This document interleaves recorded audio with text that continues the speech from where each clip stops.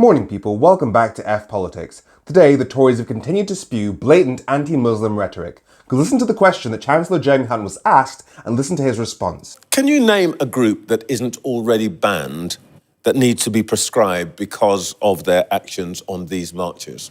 Well, I'm not going to go into those details. That's a matter for the Home Secretary. But I would make this point, Trevor. Well, the Prime Minister spoke about groups consistently in his speech. Yes, I know. But let me answer you, because you made a point, a very important point. Anonymity. You want to be practical. Yes. You've been saying that to me well, all this will you let me morning. answer Name your, one. I said I can't give you the name of one. What I can tell you is that the vast majority of British Muslims want to protest peacefully and within the law, and they have every right to do so.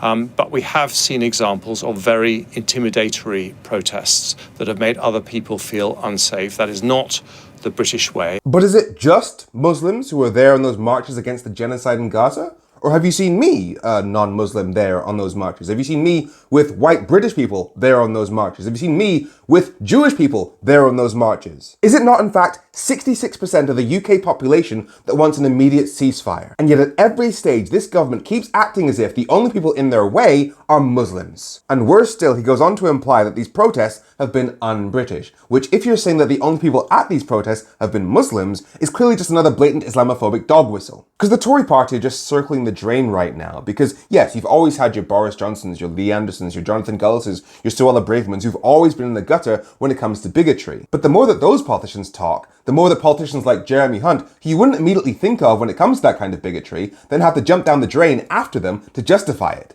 Again, things will get better when we get a voting system where everybody's vote counts equally. Until then, we'll continue to be ruled by shitty parties. I'm Femi. Make sure you follow F Politics so politics doesn't F you. Have a great week.